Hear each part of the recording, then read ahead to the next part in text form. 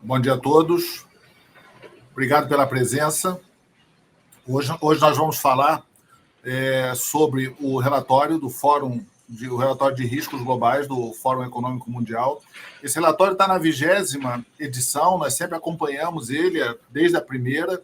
Ele sempre embasou as decisões, né, dos maiores líderes globais, tanto de governo como empresariais.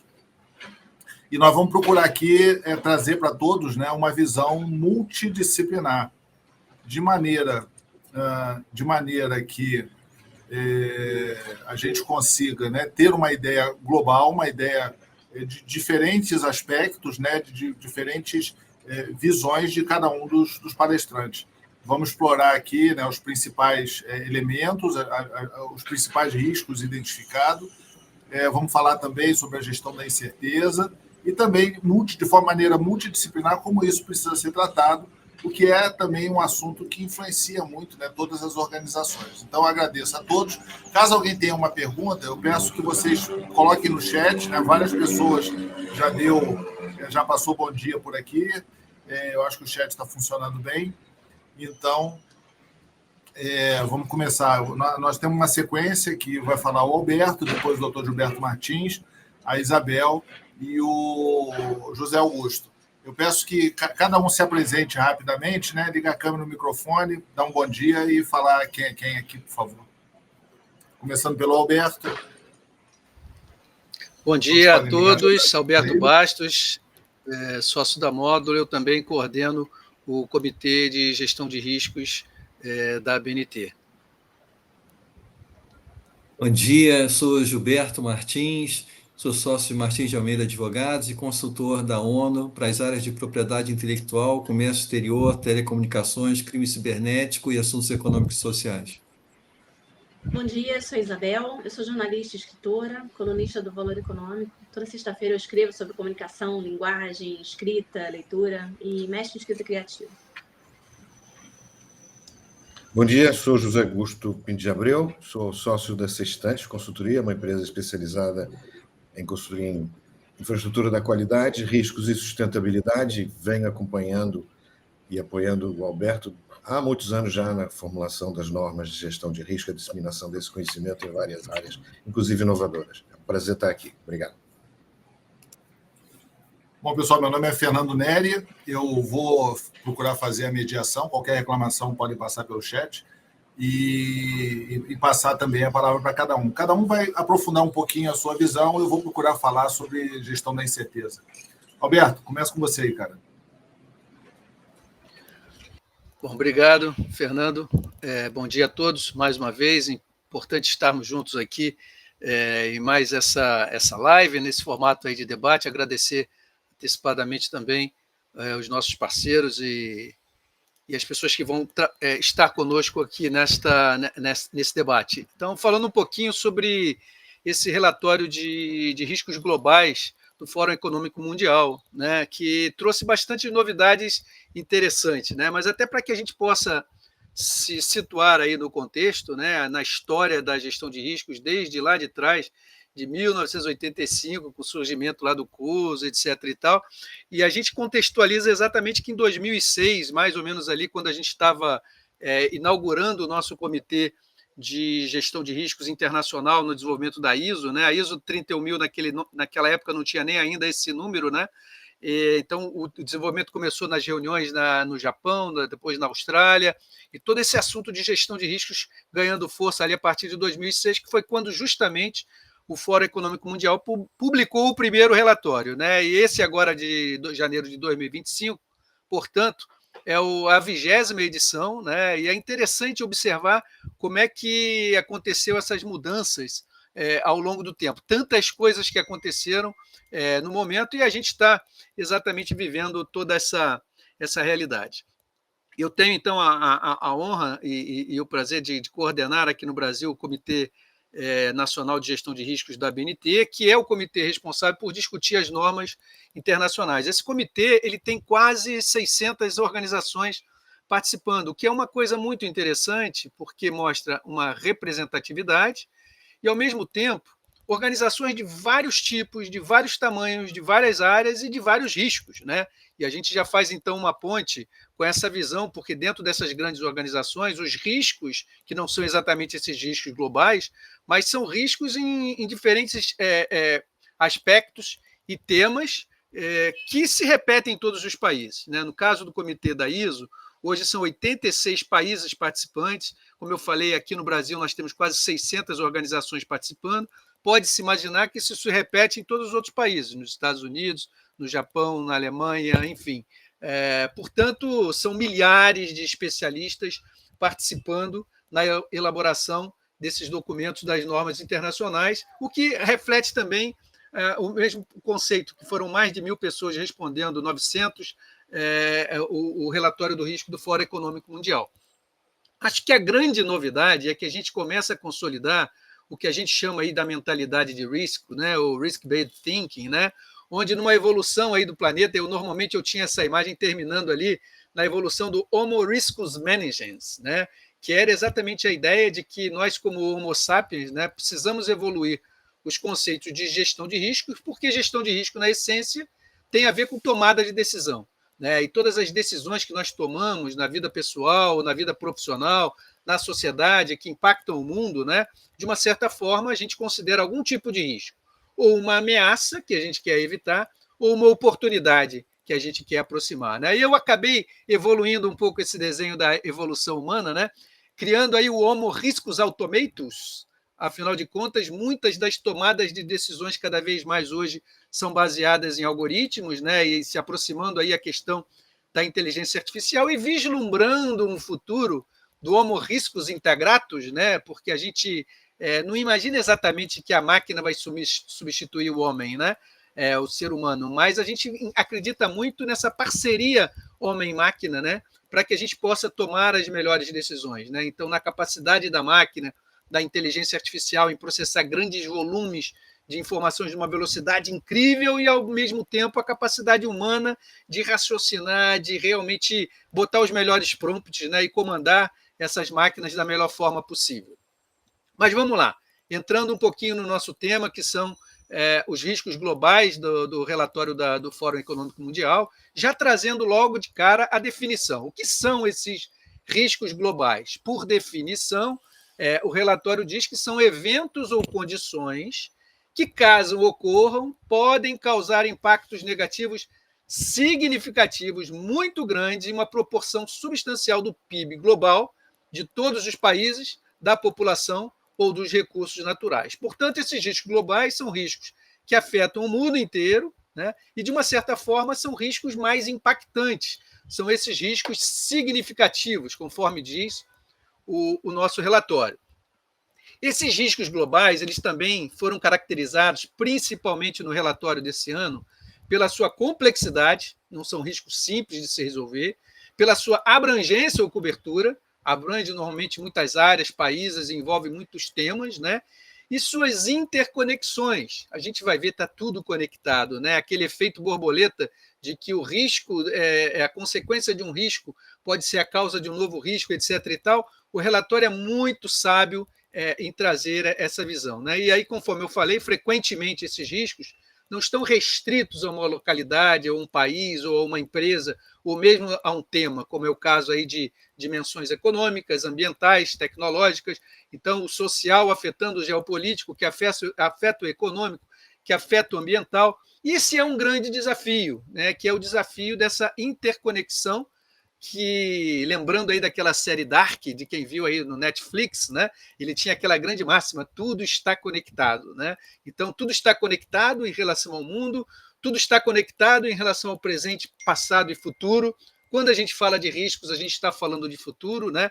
E esse gráfico ele é interessante porque ele traz exatamente essa ideia dessa teia de interconexões em relação aos diferentes tipos de risco, né? E eu só quero chamar a atenção de que ali no meio, a gente pode observar ali inequity, né, que seria a desigualdade, como um risco central, né, porque a desigualdade entre os países ele gera diversos fatores, como a polarização da sociedade, e até afeta questões como conflito armado, e por aí vai. A gente poderia falar aqui e detalhar cada um desses riscos que, de uma certa forma, no relatório, foram detalhados e aprofundados. Uma conclusão que já se tem logo na largada, né, é que o mundo não anda muito mais otimista em relação ao futuro, né? É previsto aí dentro de uma pesquisa sobre como é que se vê aí o mundo no futuro, tanto numa visão de curto prazo, que seria 2 anos, quanto uma visão de longo prazo. A gente vê que aí, a curto prazo, por exemplo, 5% acha que em 2 anos nós vamos ter aí, em relação a catástrofes globais, né, riscos iminentes, aí, uma coisa tempestuosa acontecendo, esse storm, né? E 31%, uma coisa assim que também tem catástrofes globais num cenário assim muito turbulento. Isso dá quase 1/3, pouco mais de 1/3 para o horizonte de 2 anos, e para um horizonte de 10 anos, eu diria que ele praticamente dobra para 2/3, ou seja, 2/3 da pesquisa acredita que nós vamos ter, numa visão de futuro, aí, muito mais aí desafios, né, do que realmente esses riscos globais sendo resolvidos, né? E aí, conforme a gente falou, são riscos de vários sabores e temas, né, onde, dentro do relatório, ele procura dividir em 3 momentos especiais, né? O momento do agora, do ano de 2025, portanto, aquilo que a gente já está vivendo hoje, né?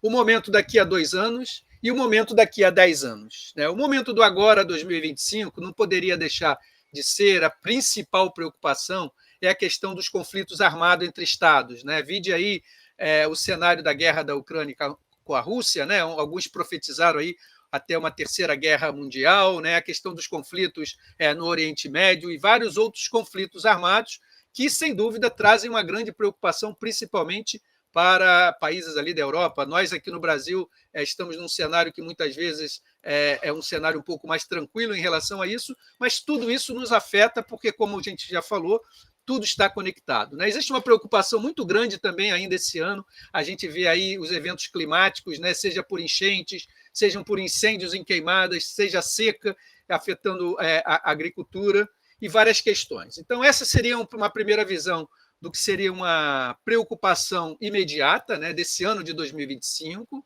Se a gente olhar no horizonte de 2025, a gente vai encontrar ali algumas questões interessantes, né, como, por exemplo, essa questão da desinformação e conteúdo falso, essa questão do fake news. Né? Agora que a gente passou por algumas eleições, né, a gente já viu o quanto que essa produção de matérias falsas ou conteúdo falso, ela atrapalha a sociedade, né? Ela influencia muitas vezes até decisões, né? E nos preocupa, né? Porque com o uso de inteligência artificial e novas tecnologias, essa geração de conteúdo falso, ela agora está turbinada, né? É muito fácil você entrar no ChatGPT e pedir para ele inventar para você um fake news e repassar isso nas mídias sociais.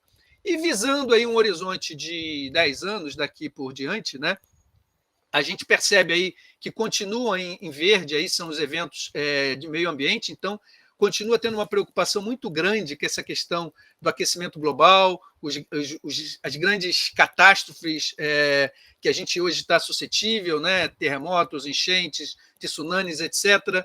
Então, continua valendo ali como os 4 principais problemas ali, problemas relacionados ao meio ambiente. A nossa falta de informação e fake news continua ali em 5º lugar, mas eu queria chamar a atenção do 6º lugar, que são os resultados da inteligência artificial. Então, claro, sem querer pensar ali na Skynet, né, aquela visão do exterminador do futuro, da inteligência artificial dominando o mundo, mas, sem dúvida, nesses próximos 10 anos, nós vamos ter a singularidade da inteligência artificial, que é aquele momento-chave onde que a própria IA ela consegue evoluir ela mesma muito mais rápido do que a capacidade humana de evoluir os algoritmos, os processamentos. Então, não tenhamos dúvida, porque nos próximos 10 anos esse impacto da IA vai ser, sem dúvida, talvez um dos maiores. Né? E esse ano, esse impacto do resultados adversos da IA, ele ocupa o 31º lugar, ele está quase lá na última posição. E repara que ele vai pular de 31º para a 6ª colocação. Então, já aponta, na verdade, um caminho, e é só para terminar aqui essa apresentação curta, a gente não quer ficar só na problemática, né? O relatório também aponta algumas solucionáticas, alguns caminhos, né, que o mundo precisa fazer, caminhos que envolvem colaboração, caminhos que envolvem uma maior conscientização, e especificamente no ambiente digital, né, que afeta, né, como a gente falou, de uma certa forma, vários riscos em várias áreas, né? 3 alertas principais, ou 3 ações principais. A capacitação em algoritmos, entendendo que cada vez mais a nossa vida ela começa a ser cada vez mais decidida por algoritmos, né? Então, a preocupação com o que é chamado aí os preconceitos cognitivos, ou os viés, né? Para que as decisões não sejam enviesadas, né? A questão da alfabetização digital, a população quase que como um todo ela acessa demais a internet, as redes sociais, as mídias, né? Então é preciso todo um trabalho de conscientização e capacitação do que chamaríamos aí uma alfabetização digital e, sem dúvida, transparência e responsabilização. A gente já vê assistindo questões, na medida que cada vez mais os nossos dados são compartilhados, a questões de leis para privacidade de dados e proteção de dados pessoais, a questão de resiliência digital, como é o DORA, agora recém-lançado na Europa, né? Regulamentações da inteligência artificial, e cada vez mais a gente tende a ver como uma ação importante essa ação de legislação, de regulamentação, para que a gente tenha cada vez mais transparência e responsabilização das pessoas, da sociedade, dos países e das entidades envolvidas em relação à sua participação nos riscos, tanto para o bem, no sentido de minimizar e reduzir os impactos desses riscos e a probabilidade deles acontecerem, quanto para o mal, de fato não produzirem esses riscos. Afinal de contas, a gente sabe que diversos fatores ambientais, diversos fatores políticos, diversos fatores tecnológicos acabam influenciando esses riscos como um todo. Então, essa é a minha pequena participação. Eu vou ficando à disposição, relembrando a vocês que vocês podem encaminhar dúvidas, sugestões, colaborações através do nosso chat aqui, e ao final a gente vai responder aí as perguntas. Muito obrigado. Obrigado, Alberto. Pessoal, quem quiser fazer pergunta, pode colocar no chat, tá? Que nós administraremos por aqui. Já deixa a pergunta, no final nós resolvemos. Vamos passar agora para o doutor Gilberto Martins, né, que vai dar uma visão internacional e jurídica do tema.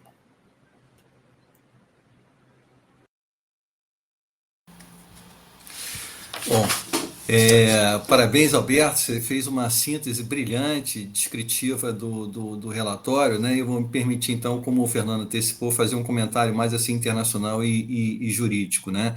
E, inclusive, chamando a atenção para os anexos do relatório que falam de percepções país a país e também geração a geração, né? Eu percebo assim que existe um fosso cada vez maior entre risco e proteção. E quando a gente fala de proteção, há um problema, que é a superproteção. A gente vê, por exemplo, com o GDPR. A Europa fez não só o GDPR, mas o Digital Services Act e o Digital Markets Act, cada vez mais, isso não cola, isso não vinga. O índice de não adesão a essas normas é imenso, assim, nas empresas, né? Então, como se proteger de risco quando você usa uma proteção e é como se fosse um remédio que, se você toma remédio demais, eventualmente é um problema, né? Algumas das ameaças, elas são dúplices, elas são ameaças e são proteções, o que complica. A inteligência artificial, tanto ela protege contra ataques, rapidamente ela desenvolve proteções, quanto ela desprotege, ela pode inventar também novos ataques. Mesma coisa com relação à computação quântica. Então, essa duplicidade de alguma coisa que é para o bem e é também para o mal, é outro complicador. Depois, a questão da natureza, que tem a ver com responsabilidade jurídica. Eu acho que todo mundo conhece assim, uma noção de cláusula de força maior, né? Sempre nos contratos foi uma excepcionalidade, tanto que nunca é acionada, né? É uma externalidade completamente alheia à vontade e controle das pessoas. Mas eu pergunto, como é que fica alguém que mora na Califórnia, numa área perto de uma floresta que pode ser incendiada e o fogo se espalhar? Como é que fica a responsabilidade daqui para frente? E as seguradoras, elas conseguem acompanhar o tranco, mesmo com resseguros? Então, os atos da natureza, que eram um item da cláusula de força maior, agora estão deixando de ser tão excepcionais. E quando você não tem mais uma situação de excepcionalidade e ela caminha na direção da generalidade, aquela isenção de responsabilidade ela vai se esgarçando e as pessoas vão se tornando cada vez mais corresponsáveis. Quem mora numa área de deslizamento, quem mora numa área no litoral que pode ser inundado, enfim, são várias situações que estão gerando agora corresponsabilidade onde não havia responsabilidade, né? Por outro lado, boas notícias. Eu participei em outubro da primeira vez que aconteceu na América Latina um evento dos mesmos organizadores de Davos, do Fórum Econômico Mundial. Isso foi em Vitória, no Espírito Santo, né? Lá eu encontrei e troquei ideias com o Paul Clement-Hunt, que foi o criador do conceito de ESG, né? E recebi um e-mail dele semana passada, ele qualificando o Espírito Santo como se fosse a capital do ESG. Por quê? Porque o governo do Espírito Santo, aliás, vários governos seguidos, mantendo uma linha de continuidade, o governo lá focou nas metas sustentáveis da ONU. Então, se você tem um foco, esse negócio funciona, né? A outra boa notícia daquele evento é que o Brasil é considerado assim como um possível articulador norte-sul e leste-oeste de soluções para esses riscos, né? Existe uma janela de oportunidade, tem que ser bem aproveitada pelo Brasil, né? Por exemplo, esse ano a gente tem a COP30, né? Depois, o relatório fala de risco geopolítico, como o Alberto bem destacou, conflitos armados e alguns que são mais sutis, né? E aí eu percebo, nas minhas consultorias que eu tenho feito para diferentes países por conta da ONU, que os países estão indo para fronteiras digitais. Identidade digital nacional, como a gente tem agora aqui no Brasil, é uma forma do país conter dentro das fronteiras a identidade dos indivíduos, né? A moeda digital soberana, a moeda do Banco Central, também é outra forma de fazer fronteiras nacionais. E os países estão fazendo também intranets e extranets nacionais, né? Então, é um mundo de fronteiras, né? E isso me faz lembrar uma vez um IGF, Internet Governance Forum, que eu assisti como convidado da ONU na Turquia, e eu ouvi falar um dos criadores da internet, o Vint Cerf, e disse o seguinte: olha, eu estou decepcionado porque era para ser uma rede aberta e mundial, a internet, e ela está se tornando agora cada vez mais fechada em intranets e extranets. Então, a questão geopolítica é muito aguda, e no ambiente da internet, eu lembro que antigamente, quando se falava em Deep Web, web profunda, é a bandidagem, é o pessoal que desindexa do www para ficar, né, fazendo alguma coisa errada lá embaixo. Aí as empresas foram também para a Deep Web, empresas assim do bem, né, chamar assim, e porque queriam fazer negócios sem determinados controles, ou mais diretos, ou porque não gostavam do navegador, coisas assim, né? E aí os bandidos correram da Deep Web para a Dark Web, a escura, né? Só que agora as empresas também foram para a Dark Web. Então, do ponto de vista de fronteiras, você tem hoje uma confusão de fronteiras, né? E a questão geopolítica, ela é não só de conflitos armados, assim chamaria no mundo físico, mas também no mundo virtual. Falando em mundo virtual, vou falar um pouquinho de cibersegurança, né?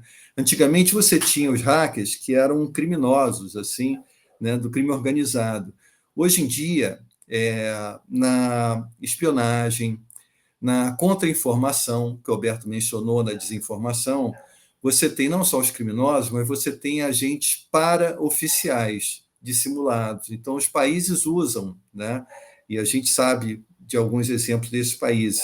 Então, de novo, são riscos que eram assim 8 ou 80, né, binários, e agora existem 50 tons de cinza, né?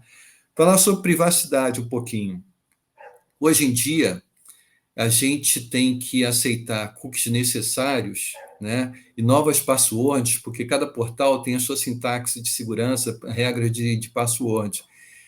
A memória que a gente tem, o controle que a gente tem, se diluiu, se dissipou. Eu não consigo, hoje, entrar em alguns sites sem aceitar cookies necessários. Então, a privacidade está passando de um direito, né, uma situação de direito, para uma situação de fato, né? Liberdade de expressão está na ordem do dia, né? O que é uma imposição, uma garantia, melhor dizendo? Uma garantia de liberdade ou uma garantia da expressão, seja ela qual for, né? Então, é outro tema que afeta os riscos mencionados de desinformação. E caminhando para o final aqui, a ordem internacional. A gente tem um enfraquecimento da ONU. recentemente no G20 aqui no Brasil se falou de uma reforma da ONU. Como a gente tem esse enfraquecimento, a gente tem um déficit, uma falta de convenções internacionais. Se a gente não tem regras internacionais, como é que a gente vai combater riscos globais? Sem regras, né? E também os sistemas judiciários dos países não conversam. Hoje, para você pedir uma colaboração de um outro país, a sua Suprema Corte tem que falar com a Suprema Corte de outro país para depois descer dentro do sistema dela. Então, você tratar de riscos hoje acabou sendo uma coisa dentro de empresas e pelas próprias pessoas, né? E falando nessas soluções que são das empresas e das pessoas, eu acho que talvez 3 palavrinhas. Primeira, simplificar. Simplificar para tentar fugir da conta da complexificação crescente. Segunda, procurar condições naturais, né? Lugares naturais para morar, alimentação natural, hábitos, etc. E um remix, né? Um novo mix com o analógico, né? Você desintoxicar do digital, por várias razões, e se proteger com o analógico, né? É isso que eu tinha de comentários aqui, agradeço a oportunidade e estou passando adiante, então. Muito obrigado. Obrigado, Gilberto. O doutor Gilberto traz sempre informações que levam, né, à reflexão. Vamos passar agora a palavra para a Isabel, que vai falar um pouco, né, sobre o que eu acho realmente que é o grande desafio da desinformação, que é o texto. Eu sou leitor aí dos artigos dela, no Jornal Valor, e ela acho que tem boas coisas para nos falar. Por favor, Isabel. Pessoal, bom dia. Obrigada, tá, Fernando, pelo convite. E obrigada, Gilberto, aí também pela apresentação e pelo Alberto, porque já falaram coisas que eu estava pensando em comentar, já vou de carona neles. Bem, gente, eu lido com texto, eu lido com comunicação, essa é a minha área de especialização, são quase 30 anos de jornalismo, e eu acompanho o uso da inteligência artificial com um certo espanto, não só por causa da escala, né, que essa produção alcança e a dificuldade que isso gera em termos de espalhar desinformação, de complicar a nossa gestão comunitária, né, de informações, mas também por outro tema que está aí, polarização. E eu acho que a desinformação e a polarização são 2 temas transversais. Eles estão cortando e estão prejudicando e complicando a gestão desses outros riscos em todos, né? De clima, de guerras, de questões políticas, de decisões políticas, porque é o pano de fundo, né? É aquilo que vai formando as mentalidades, é aquilo que vai impedindo ou facilitando as conversas. O Alberto trouxe aqui a questão eu gostei muito disso, né? A produção intensa e o raciocínio em cima. É o nosso raciocínio que vai frear a inteligência artificial, digamos assim, o seu lado ruim. E o Gilberto mostrou aqui que o foco funciona. Então, o problema não é a inteligência artificial. O problema é a inteligência humana. É como a gente vai gerir esse assunto. E quando a gente olha para a inteligência artificial e pensa em tudo que ela é capaz de fazer, quando vai especificamente para a área de comunicação, é aí que eu fico assim um pouco preocupada, porque hoje ainda o tipo de material que é produzido, o tipo de texto que é produzido não é sensacional. Está cada vez mais difícil a gente diferenciar um vídeo verdadeiro de um vídeo falso, a questão do uso da voz, dos dados, da falsificação. As pessoas pegam todas essas informações e criam um perfil falso ou criam informação em cima de você. Mas em termos de texto, a gente ainda tem um problema. E eu vou tentar explicar qual é. Quando a gente fala de desinformação, muitas dessas narrativas, muitos desses conteúdos, gente, não resiste a uma checagem simples.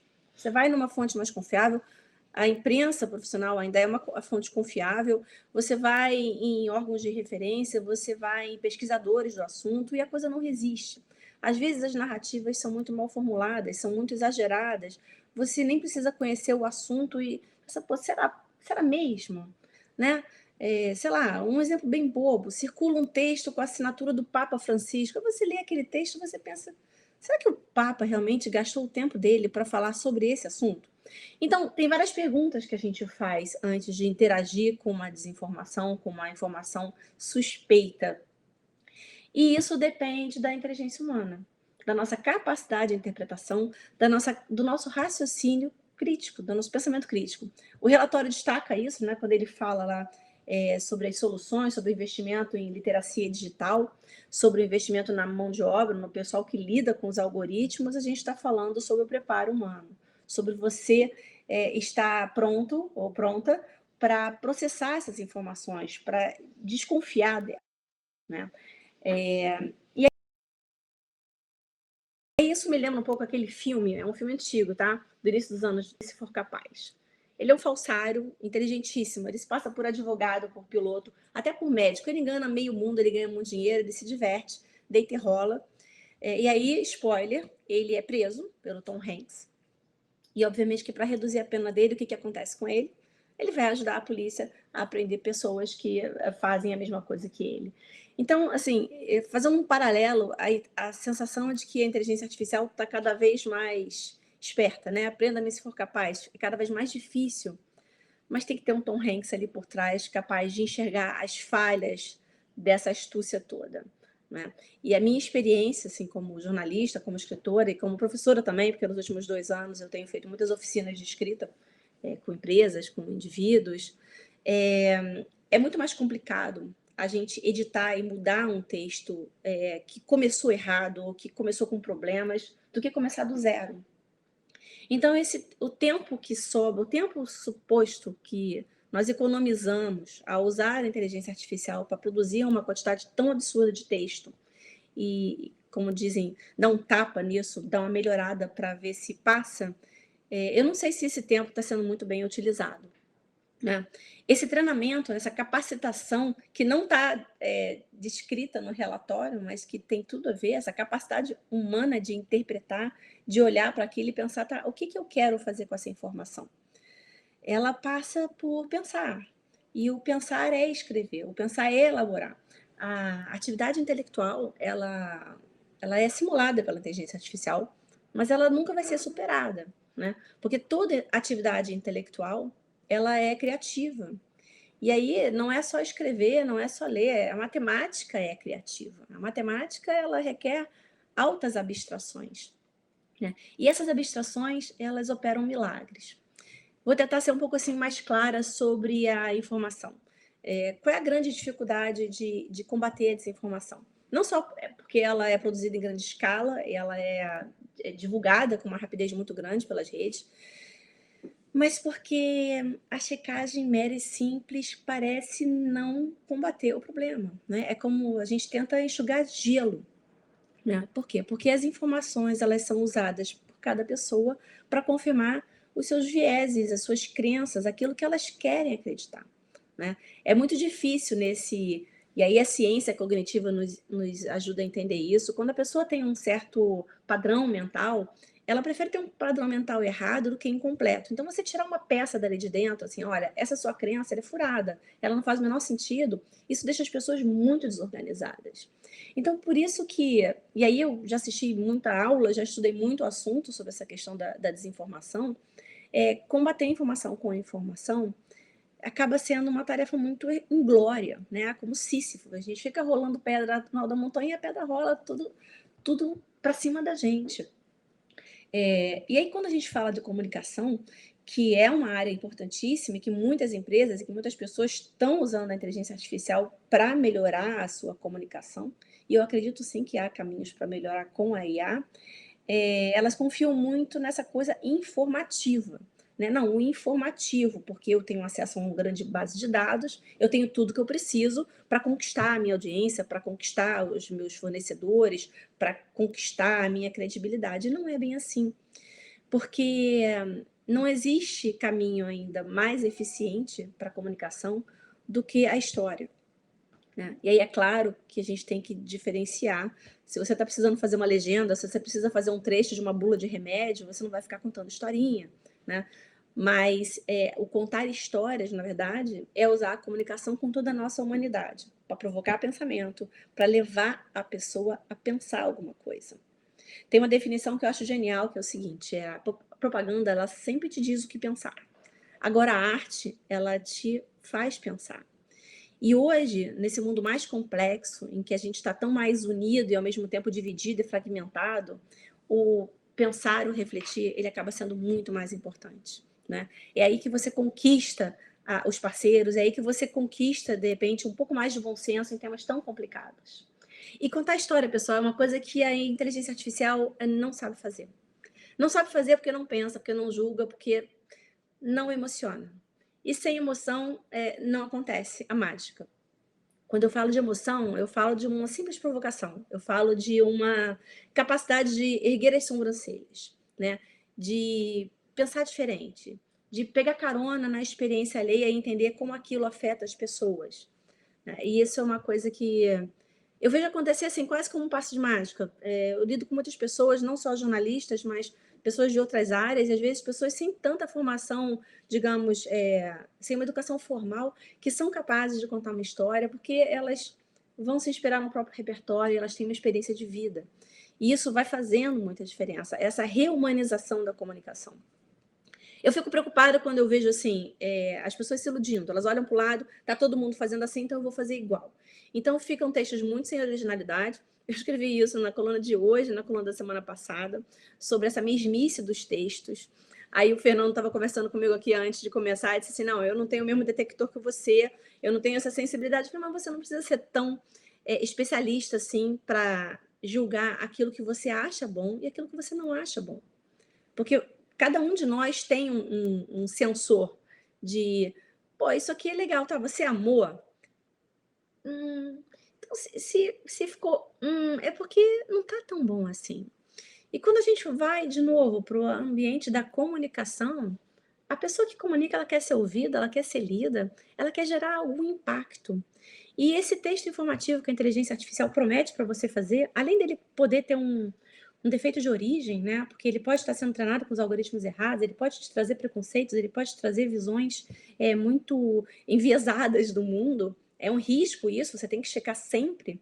Ele não vai ter uma coisa que é única da sua história, da sua trajetória, da sua instituição, aquilo que você consegue construir, né? E quando a gente olha para o lado e vê, tá todo mundo fazendo assim, eu vou fazer igual, ou fazer um pouquinho diferente, a gente vai se consolando com menos, entendeu? Eu tinha um professor que falava uma coisa, em terra de cego, caolho se ilude com muita facilidade. Então, para a gente deixar de ser caolho nesse mundo, a gente tem que exercitar essa capacidade de interpretação, né? Porque quando a gente fala de capacitação para lidar com o algoritmo, a gente está falando de capacitação de interpretar, de ler, não só o algoritmo. Quando a gente fala de literacia digital, quando a gente fala de alfabetização digital, é alfabetização para o mundo, para a sensibilidade do mundo, das histórias, né? Porque o que a narrativa polarizada quer? Né? Ela quer basicamente desumanizar as pessoas. É preciso ter ódio, é preciso querer atacar, é preciso se consolar com muito pouco, né? Com informações muito rasas sobre um grupo, sobre outra pessoa, sobre um líder, sobre uma oposição, quem quer que seja, porque é mais fácil manipular dessa forma. Então, assim, o que não está escrito nesse relatório de gestão de riscos e que é uma tecla que eu venho apertando e que eu falo, porque é um assunto muito amplo, muito complexo, é da nossa inteligência emocional, da nossa inteligência humana, para olhar de fora e pensar assim, cara, não é genialidade artificial ainda. E eu acho que não era a intenção lá do McCarthy, né, o matemático que cunhou a expressão inteligência artificial nos anos 50, ainda já faz muito tempo. Não era a intenção. A gente está falando aqui de uma ferramenta, como o Alberto chamou a atenção, é a parceria, né, que precisa do raciocínio em cima. E esse raciocínio, ele passa por ser um pouco melhor do que o Leonardo DiCaprio, sabe? Nas suas artimanhas todas, que ninguém conseguia aprender o cara. Tem que ter alguém de fora olhando, senão eu preciso ser um pouco mais esperto do que a inteligência artificial. Não vou competir em informação, não vou competir em dados, porque isso não é humano, né? A gente nunca vai fazer uma soma, uma operação matemática com a capacidade de um computador. Mas essa capacidade de usar a comunicação de forma favorável, claro, dentro dos objetivos que a gente tem, dentro do propósito que se tem, porque são muitos os textos possíveis, são muitas as comunicações que a gente tem, assim, não estamos dispensando ainda essa nossa humanidade. Então, eu vejo uma ligação muito forte entre essa humanidade que nos prepara com mais crítica, com mais sagacidade, para entender como a desinformação opera, para desmontar isso, né? Em termos de gestão individual de risco, né? Que nem saúde, tá? Como é que eu posso me prevenir para eu não cair nessa história? Então, eu tenho a checagem, eu tenho as minhas fontes, eu tenho as pessoas, os especialistas que eu posso consultar, as pessoas que sabem mais do assunto do que eu. E como é que eu faço essa gestão coletiva? Eu tenho que investir na capacitação dessas pessoas, elas têm que saber ler, elas têm que saber escrever, né? Quando a gente fala da inteligência artificial escrevendo um texto final por nós, a gente está terceirizando o pensamento, né? Porque a escrita ela precisa do pensamento que a precede. É basicamente como a gente organiza o nosso pensamento, como a gente organiza o nosso conhecimento e as nossas ideias. E acho que para fechar aqui, é importante também lembrar que, só que eu não queria... Sim, a gente está falando muitas vezes de tempo, né, de gestão de tempo, não, porque me poupa tempo, me economiza muita coisa, mas meu pai dizia o seguinte, que a natureza não dá saltos. Então, quando a gente começa a dar saltos, a pular certas etapas do raciocínio, o que acontece com o nosso raciocínio no final?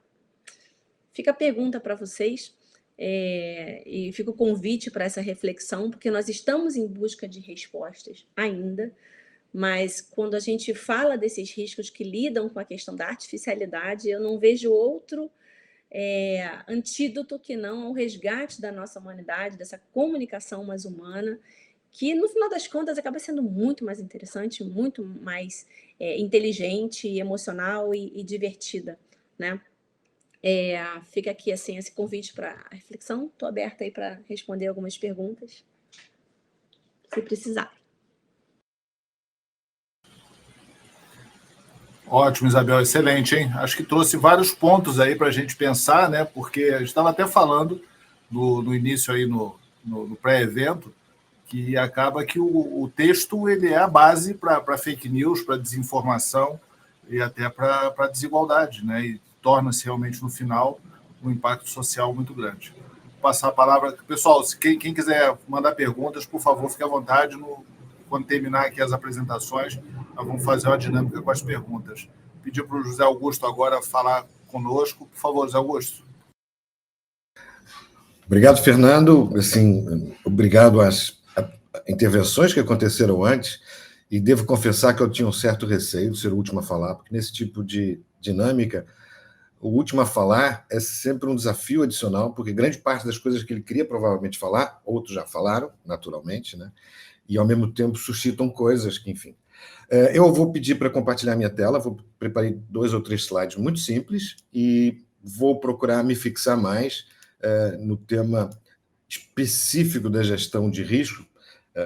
Não é por acaso que eu sou um técnico nessa área e o Alberto teve a temeridade de me convidar para falar nisso.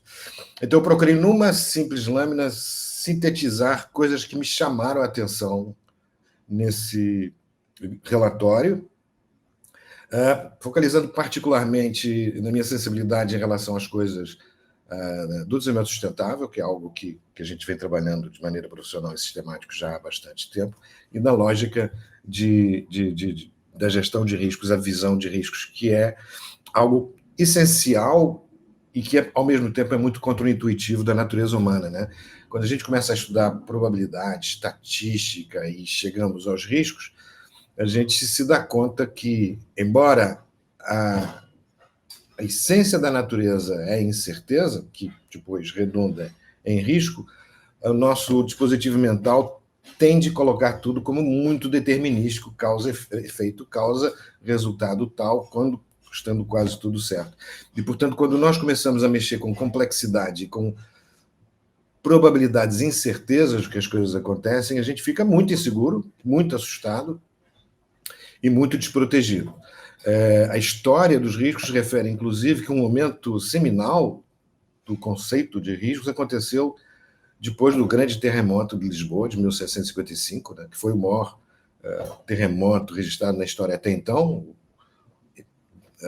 Os especialistas dizem que ele foi superado pelo terremoto do Chile, há uns anos atrás. Mas, naquela época, Portugal era um país cujo regime, a monarquia era muito religiosa, muito ancorada na religião católica, toda a gente pôs-se a rezar e atribuindo aos pecados, aos pecadores, a catástrofe que aconteceu. E Voltaire disse: nada disso, a gente tem que parar com essa história. As coisas acontecem porque elas podem acontecer e a gente tem que começar a aprender a lidar com a possibilidade das coisas acontecerem, e não é só a possibilidade, mas é a extensão e a gravidade com que isso acontece. Aí foi um dos momentos importantes que conduziu ao conceito hoje mais moderno de risco.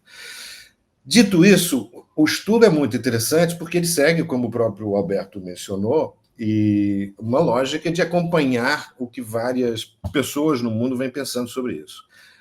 E o que ele mostra nesse momento é a emergência ou a cristalização de algumas coisas desafiadoras. Uma delas é que o cenário futuro é essencialmente fragmentado e até fraturado. Eles usam essas duas expressões no relatório e depois exploram isso nas suas diversas situações. Eu vou tentar evitar ao máximo, repetir um pouco o que o Alberto disse, mas um dos pontos essenciais foi que, desde o fim da Guerra Fria, há uma explosão, uma emergência de conflitos, e essa expansão, isso se dá numa expansão, digamos, se propagando pelo mundo e numa escalada de intensidade muito grande. Depois da Segunda Guerra Mundial continuaram existindo guerras, a chamada Guerra Fria foi um percurso de guerras que eles chamavam de baixa intensidade, muito localizado, mas continuaram existindo. Depois da Guerra Fria, do fim da Guerra Fria, nos anos 90, isso começou a proliferar. Um conjunto de guerras, por exemplo, que nunca tinham acontecido na Europa, com a dissolução da República da Iugoslávia, que até dá para discutir se foi uma guerra civil, foi um estilhaçamento de uma nação com várias guerras, enfim. Mas o cenário agora adquiriu uma dimensão totalmente diferente e especialistas falam nisso. Saíram uns artigos recentes na imprensa falando sobre o que pode ser traduzido como as guerras brandas, em que se usam, por exemplo, ataques cibernéticos, desinformação como estratégias liberadas de guerras entre estados e nações, né? E aí há vários exemplos que aconteceram de maneira concreta e que estão chamando muita atenção, e, de certa forma, os estados estavam despreparados para lidar com isso, né? É um cenário quase de blacklist, aqueles episódios singulares, extremos de uma série famosa do streaming, e que a gente começa a ver que essas coisas acontecem de verdade. Outra coisa é a emergência aceita e compreendida, pelo menos, dos chamados eventos climáticos extremos.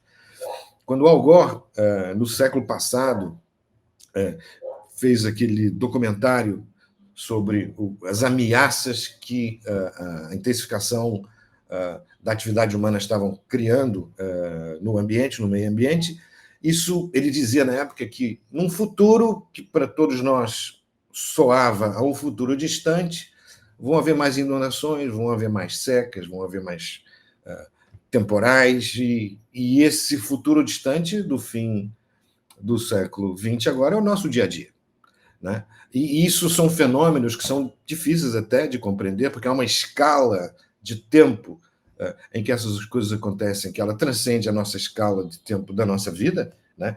Os tempos geológicos, por exemplo, é uma dimensão de coisas muito diferentes, mas isso está acontecendo, isso está tensionando completamente os países e as sociedades e a capacidade de resposta a isso.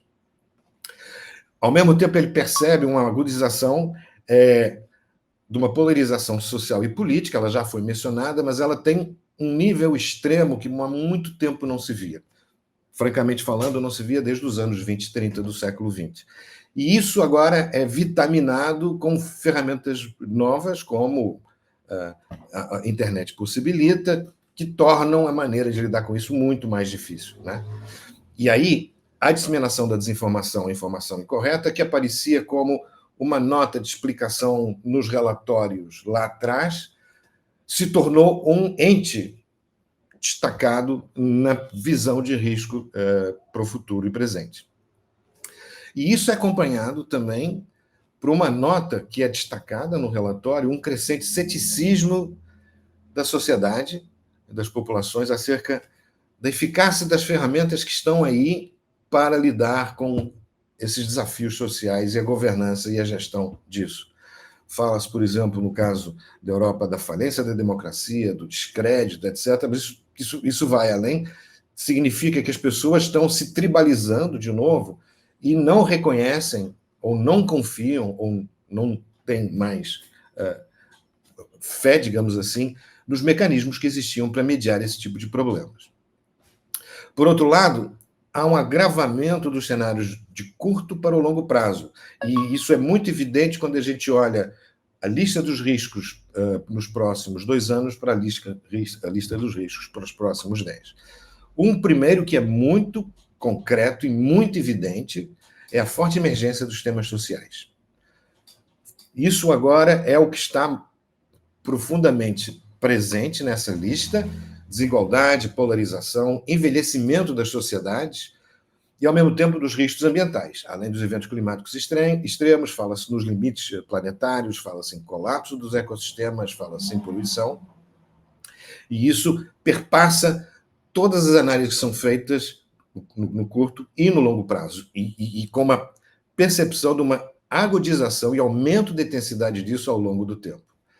Há uma preocupação também com o uso da tecnologia, já foi muito mencionado, mas quando foi particularmente mencionado aqui, a gente focou muito em tecnologia como sinônimo de digitalização, de computação, etc. O relatório, por exemplo, chama muita atenção para as biotecnologias e os riscos e as oportunidades que isso representam para as sociedades, incluindo vários dilemas éticos com os quais não estamos tão familiarizados ou acostumados a lidar. E, no caso dos riscos ambientais, é quase a concretização da expressão eu te disse. Antes, nos relatórios antigos, eles apareciam como uma preocupação de longo prazo e agora aparece como uma realidade urgente perante a qual nós até nos sentimos um pouco desarmados, porque a gente, igual aquela fábula da cigarra e da formiga, ficamos tocando música, não levamos muito a sério isso, achávamos que era uma coisa secundária, etc. E agora ela está afetando a sobrevivência das organizações e das sociedades. A Europa passou por uma grande seca nos últimos anos, que é considerada a maior seca desde a Idade Média. Portugal chegou a um trecho de seca que era considerada a maior seca nos últimos 1000 anos. Isso são coisas que a gente não via, escutava se falar sobre isso. E aí a próxima pergunta é: o que a gente tem à mão? A nossa caixa de ferramentas, ela consegue dar contas sobre isso? Talvez uma das mensagens finais, e eu pus dentre aspas, porque é assim que está escrito no relatório, é: o momento para agir em grande parte desses desafios, desses riscos, é agora.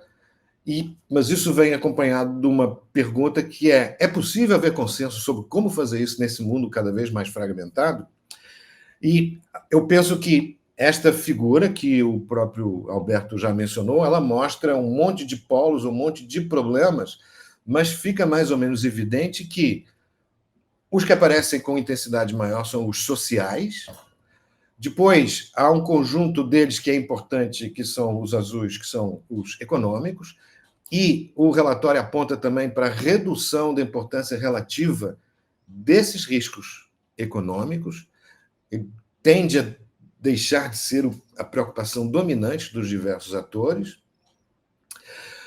Os ambientais aparecem aqui do lado esquerdo, essas bolinhas verdes, mas eles perpassam isso tudo e há essa emergência do que eles chamaram dos riscos tecnológicos e que são realmente muito presentes.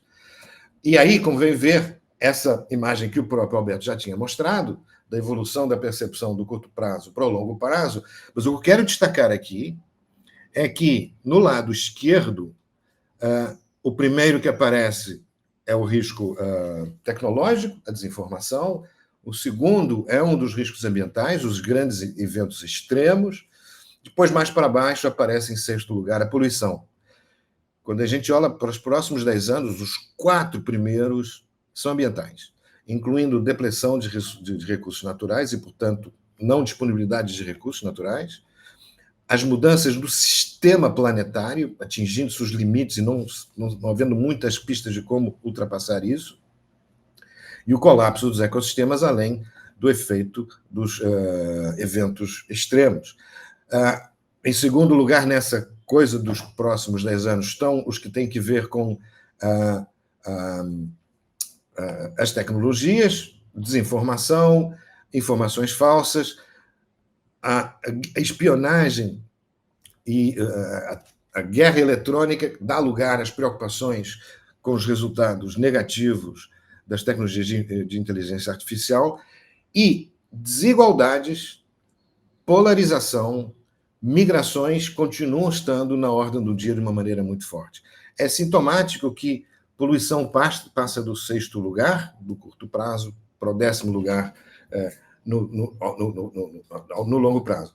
Eu recordo, por exemplo, um livro recente publicado pelo Bill Gates que punha muita fé na tecnologia como provavelmente a chave para se ultrapassarem os grandes desafios do desenvolvimento sustentável. Mas isso resolve parte do problema, porque quem continua a viver aqui e tomar decisões são as pessoas, é a humanidade, e isso não é suficiente, portanto, uma solução tecnológica resolver isso.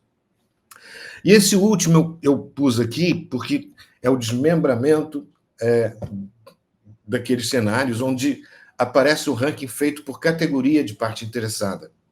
E isso é interessante porque ele mostra a percepção diferente dos diversos setores acerca disso, né? Então, por exemplo, para o setor privado, e aqui esse gráfico é feito em termos da severidade, não o risco é uma combinação de probabilidade com severidade, ok? Portanto, não significa que é o risco maior, mas o setor privado considera a severidade do problema da população um dos últimos dos 10 mais, né? Já os governos consideram no 3º lugar. Isto implica que as soluções que se podem pensar para lidar com esses problemas terão percepção distintas pelas diversas partes interessadas. Então, do ponto de vista da poluição, por exemplo, a percepção parece, e cada capítulo do relatório é muito interessante, porque tem um item chamado governança e os impactos da governança para lidar isso, implicam que, muito provavelmente, haverá uma intensificação de regulação e de governança pública para a qual, por exemplo, o setor privado terá que responder, embora ele não considere esse problema um dos problemas maiores. Então, aqui representa também um mapa de oportunidades e desafios do ponto de vista das ferramentas e das maneiras de lidar com isso. Chama a atenção também que os problemas da vertente econômica que aparecem nessas partes interessadas todas estão essencialmente ligadas a déficit do ponto de vista dos governos e depois, para os demais, a questão da criminalidade das atividades econômicas ilícitas, que era algo que não aparecia nos mapas de risco assim mais institucionais desse tipo há umas décadas atrás. Então, tentando resumir a minha intervenção, e sem a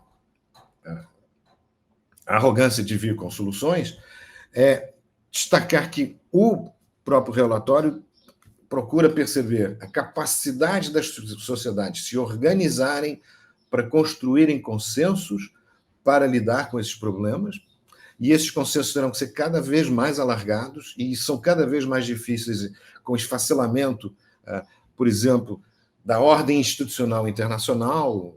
O Gilberto mencionou a desvalorização e enfraquecimento da ONU, a potencial multiplicação de acordos regionais, quando eles ainda forem viáveis, até um esfacelamento desse tipo de iniciativas, e, portanto, isso significa que os problemas aumentam, mas as dificuldades para lidar como sociedade ou como humanidade, que é mais difícil ainda com isso, também se agudizam. Isso requer enfrentar, inclusive de maneira decisiva, a questão da polarização e da disseminação, né?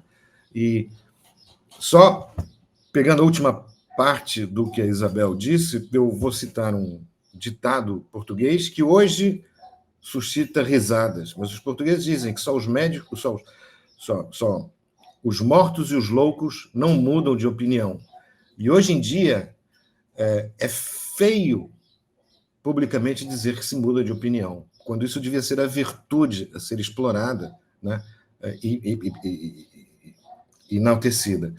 E quando a Isabel fala da questão da linguagem, eu lembro que, quando a gente estuda a história da filosofia, a fronteira limite da filosofia ocidental foi justamente entender a linguagem como a chave do pensamento, né? O Bertrand Russell tentou fazer uma álgebra da semântica, se fosse possível montar, por artifícios lógicos, encadeamento dos significados para produzir conhecimento.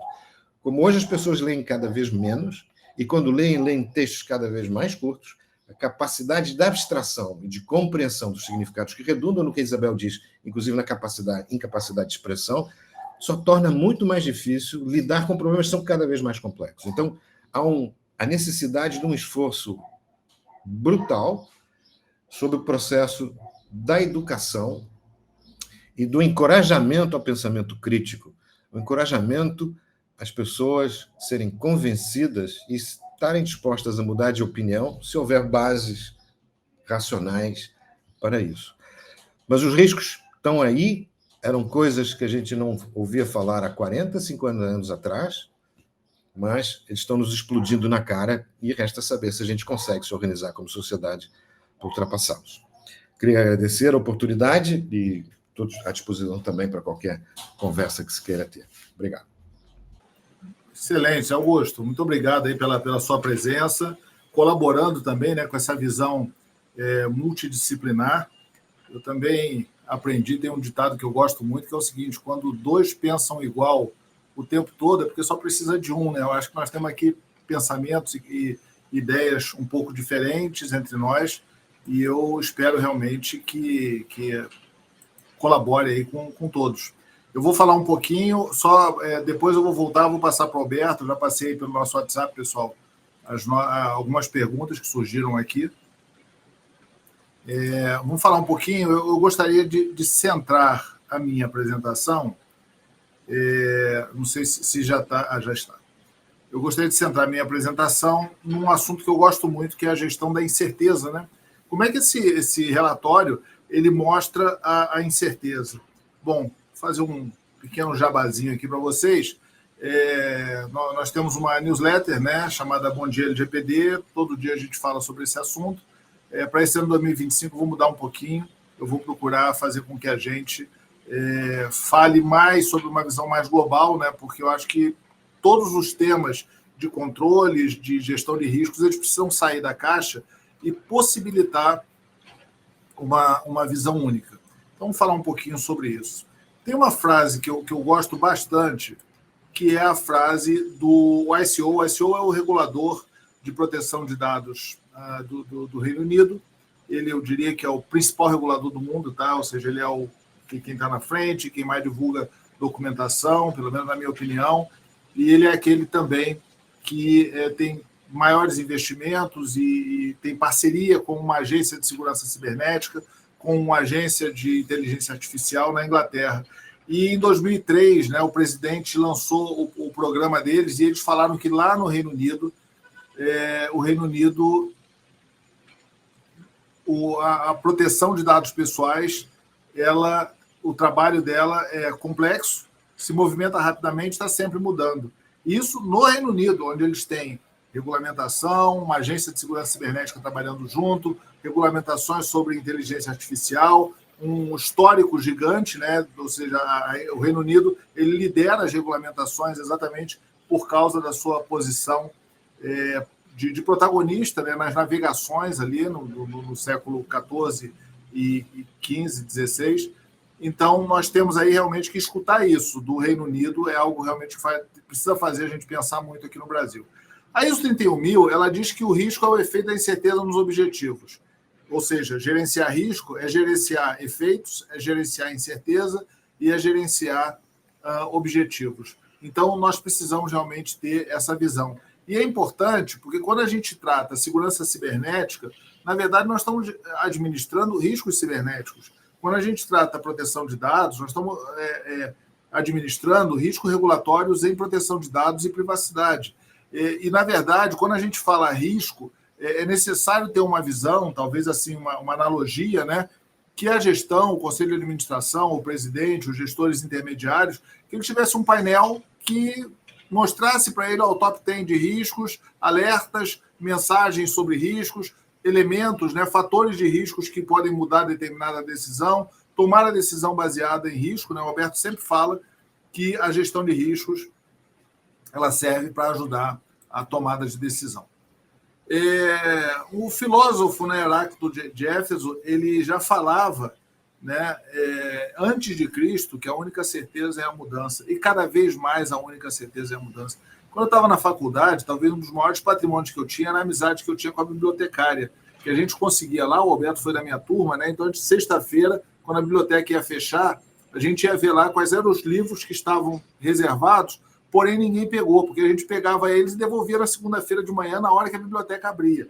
Era uma forma assim de hackear o conhecimento, de buscar, e logo depois, né, veio a internet, na verdade vieram as redes tipo BBS, veio a internet, que permitiram que a gente tivesse o acesso de uma forma que não fosse o livro. Eu lembro que tinha um livro clássico sobre compiladores do Dragão, que nós não tínhamos condição de comprar, então tinha que pegar na biblioteca e absorver tudo aquilo, ou quem tinha alguma grana a mais, tirava xerox. Mas hoje, o que nós temos? Além de ter acesso à informação, a inteligência artificial ela traz a estruturação da informação. Então, quando você fala no phishing, antigamente você falava phishing com a cor que não é padronizada, ou seja, ele filmava, o phishing fingia ser uma mensagem do banco, mas o logotipo era errado, a resolução dele era ruim, a mensagem não tinha a ver com a mensagem do banco. Hoje, né, os mau elementos eles estão usando fortemente a inteligência artificial, tanto para jogar boato, para colocar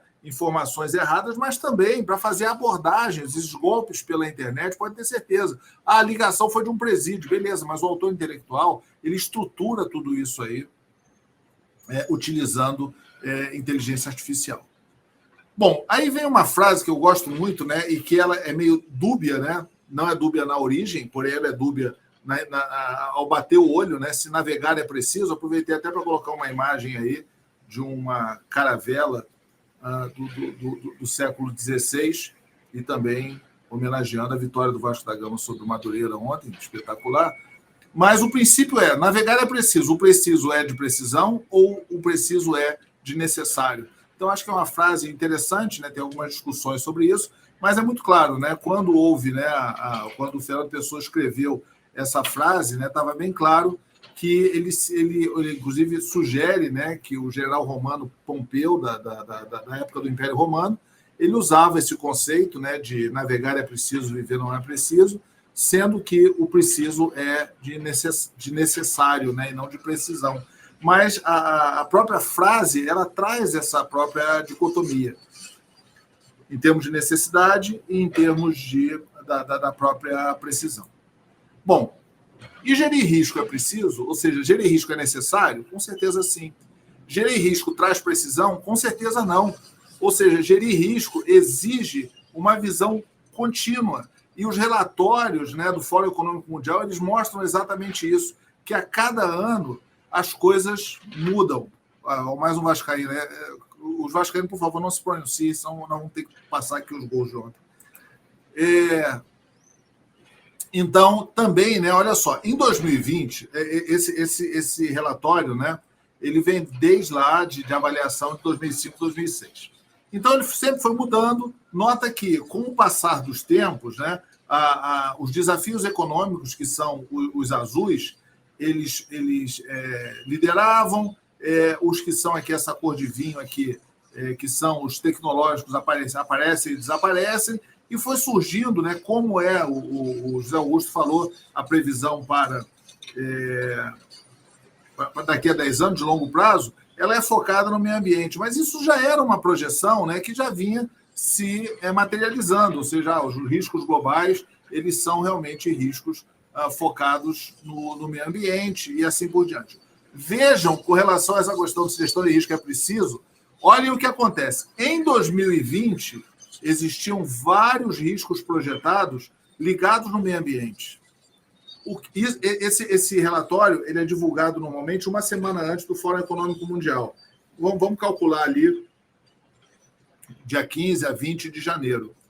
Muito bem. Esse relatório, que pesquisa o mundo todo, que é um relatório com alto investimento, com pessoas super inteligentes que fazem, em 2020, ele não previu o lockdown e o impacto que o coronavírus, ou seja, na dimensão que foi, trouxe para o mundo todo. Aí você fala, vem cá, se a gestão de riscos não consegue fazer esse tipo de previsão, por que eu vou fazer a gestão de riscos? Olha, porque se você não fizer, é muito pior. A sua incerteza é muito maior. Você vai afunilando esse modelo. E existe, né, um conceito bem importante, que é o conceito, né, que é trazido pelo Nassim Taleb, sobre o cisne negro, que é exatamente o elemento que fala sobre a exceção do risco. E, na verdade, gerenciar risco não é você fazer uma avaliação de riscos agora e achar que daqui a uma semana, daqui a um mês, daqui a um ano, daqui a 10 anos, ela vai estar precisa. Na verdade, você faz uma projeção para apoiar a sua decisão desse momento. Mas pode ser que daqui a uma semana as coisas mudam bastante. Então, pessoal, essa visão do cisne negro, talvez, vou fortalecer bem o talvez, ela fosse correto de classificar como um cisne negro. Muito bem, isso foi em 2020, o relatório não deu a ênfase com relação ao lockdown, e também ele não previu, né, o impacto gigante que, na verdade, chamava coronavírus, né? Com certeza, aquela cerveja Corona caiu significativamente o consumo dela, porque surgiu, inclusive, boatos em alguns lugares que ela trazia o coronavírus, depois virou Covid, eu acho que ela recuperou a sua posição. Muito bem, em 2020 aconteceu isso. Foi considerado como cisne negro a pandemia da Covid, o lockdown e as suas consequências econômicas. Bom, também em 2022, né, os elementos específicos de meio ambiente, né, ganharam bastante destaque. Logo depois, as questões da sociedade, e também posicionado no top 10 alguns elementos, né, com relação de falha de segurança cibernética, erros aí na própria, no mundo digital e assim por diante. Também esse relatório em 2022, ele não previu a guerra da Ucrânia, o impacto da guerra da Ucrânia. Ou seja, 2 anos depois da previsão de riscos, não previu o principal risco daquele ano. 2 anos depois, também não previu os impactos do principal risco daquele ano, que ocorreu também em fevereiro. Ou seja, praticamente um mês depois, parece que combinam, né? Essa guerra, especificamente para a Europa, que é onde realmente surgem os principais insumos para esse relatório, o impacto é gigantesco, tanto pela questão da Rússia contra a OTAN, como também pela previsão da possibilidade de uma terceira guerra mundial, que foi também bastante ventilada, como o impacto da energia na Europa. Então, todos esses elementos aqui mostram para a gente que a avaliação de risco realmente ela não é precisa, mas ela é necessário fazer. Aí surge a questão, mais uma vez, do cisne negro. Bom, será que o cisne negro não é tão cisne negro assim? Será que ele pode ser previsto? Será que ele acontece mais do que a gente prevê? Quando foi escrito o cisne negro, não existia muito a visão do monitoramento, né? Do monitoramento online, do uso de tecnologias e assim por diante. Óbvio, né, que a gente não precisa considerar, não, mas não é um cisne negro, é um volume, eu não sei qual é o coletivo de cisne, mas são vários cisnes negros que podem aparecer. Mas o próprio autor, Nassim Taleb, ele lançou 2 livros depois disso aí. Então, é importante a gente não seguir aqueles conceitos do cisne negro.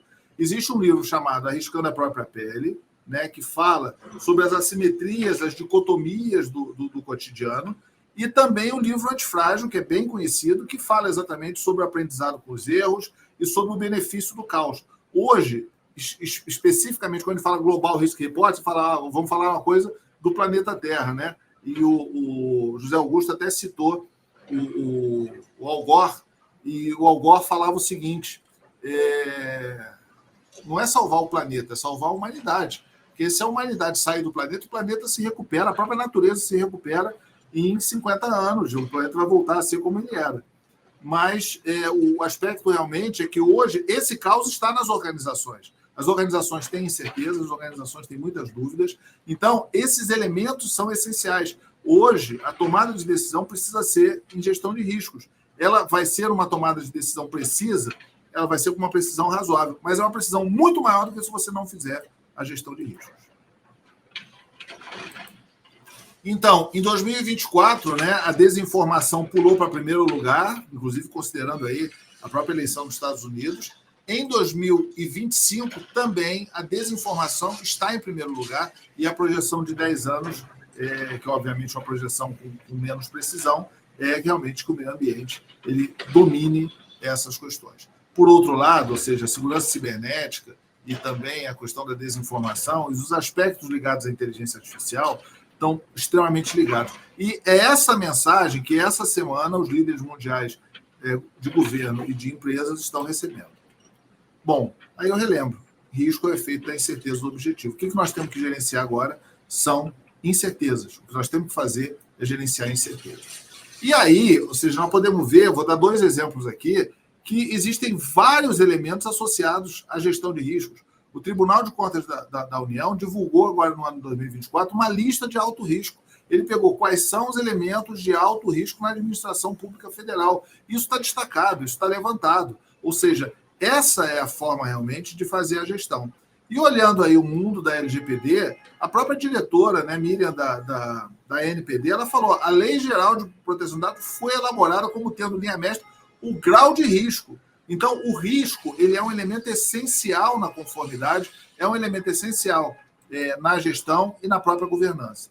Então, uma visão seguinte, tem outra solução diferente, né, de gestão integrada de riscos, para você olhar, fazer projeções, apontar. Então, a ISO, né, o Alberto e o José Augusto falaram sobre esse ponto, né, que são pontos específicos, que existem várias ISOs que ajudam a gente a ter essa visão, a ter essa ideia. E, além disso, a visão de riscos, se você não está ligado a risco, pode ter certeza, tá? A sua agência reguladora está. Praticamente todos os reguladores estão ligados à gestão de riscos, usam o termo risco, fazem resoluções de gestão de riscos, e isso está aumentando significativamente. Então, pessoal, essencialmente é isso. Queria agradecer a vocês. E nós vamos passar agora, pessoal, vamos cada um aí, faça os seus comentários finais, baseado aí nas perguntas também, nos comentários. Aí, nós vamos ligar todas as câmeras aqui.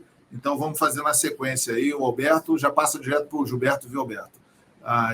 Gilberto passa para a Isabel para o Zé Augusto, e eu fecho no final. Agradeço a todos, viu? Eu gosto de apresentações desse tipo, porque eu acho que eu aprendo muito mais do que eu contribuo. E fico super feliz em ter amigos aí com tanto conhecimento, que complementam o nosso conhecimento. Com certeza, qualquer conjunto nosso de 2, 1 para 1, não pode ser substituído por um só, porque cada um pensa de uma maneira, tem os seus conhecimentos, isso é muito complementar. Obrigado, pessoal, e fiquem todos bem, e vamos na sequência, tá? Alberto, Gilberto, Isabel, Zé Augusto, eu fecho. Muito obrigado. Tá bom, obrigado, Fernando. Realmente foi sensacional. Esse é um tema, né? Eu já tinha lido esse relatório, porque ele é assim, impressionante para quem adora o tema, né? Eu respiro gestão de risco o tempo inteiro, isso faz parte da minha história já há muito tempo atrás, mas realmente ouvindo aí cada um de vocês aí, nossos parceiros, convidados aí, é uma abordagem diferente, uma riqueza, né? O pessoal costuma dizer que sempre quando você abre a Bíblia, o que está escrito ali, na verdade, vem uma informação diferente a cada vez que você lê. Parece que foi exatamente o mesmo efeito que veio para mim, né? Então, uma reinterpretação, ou até uma interpretação, um viés diferente para que a gente possa ter. Então, mais uma vez, obrigado pela riqueza, né? Eu acho que esse debate aí foi importante para trazer subsídios para que as organizações possam tomar melhores decisões, né? Então, dentro dessa linha, eu vou só fechar a minha participação respondendo aqui a pergunta do Feijó, né? Onde ele endereçou aqui como a mentalidade atual das empresas está caminhando em relação aos apontamentos do relatório de forma proativa.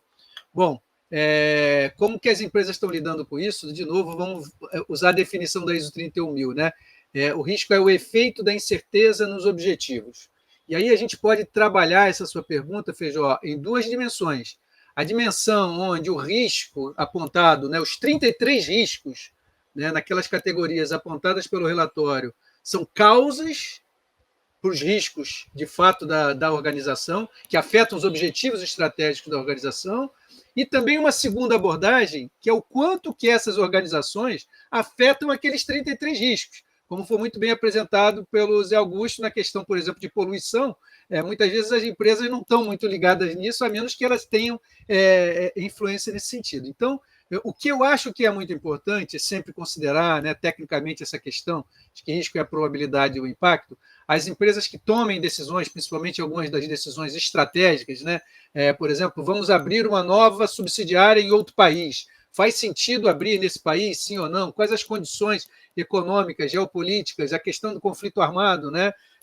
Vamos tomar decisões de desenvolver uma solução tecnológica. A gente tem os riscos tecnológicos envolvidos, as questões de fraudes, guerra cibernética, desinformação, etc. Então, isso eu diria que é a metade da resposta à sua pergunta, Feijó. Realmente, as empresas precisam ter, primeiramente, uma gestão de riscos sistematizada, dentro dessa visão que o Fernando falou. Gestão de risco não é preciso no sentido da precisão, porque tudo é uma probabilidade, é uma incerteza, é uma possibilidade, né? Mas gestão de risco é necessária. Sem gestão de risco, as decisões ficam muito pior ainda, principalmente numa gestão de risco não sistematizada.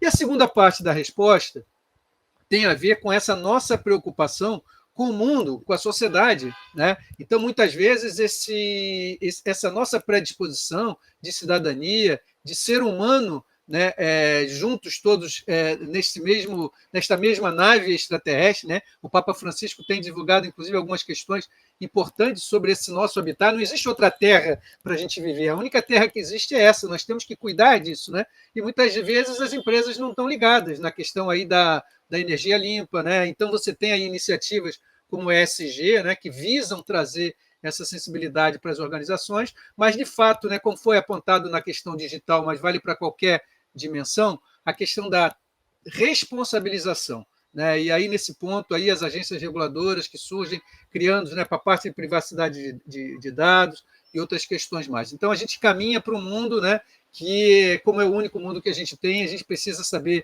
conviver aqui, reduzir esses riscos globais, né? Muitas vezes não para a nossa geração, né, mas para a geração futura que vem, e aí a nossa participação especial nisso aí. Então, obrigado mais uma vez pelas perguntas, pelas colaborações. Eu vou passar para você, Gilberto. Acho que o Fernando já te encaminhou uma pergunta. Ótimo. Eu vou me despedir abordando essa pergunta sobre computação quântica e também tem uma sobre IA, né? Se eu fosse resumir aqui, eu diria uma frase só, muito simples. Gestão de risco agora é lei, né? O Fernando falou de gestão de risco na LGPD.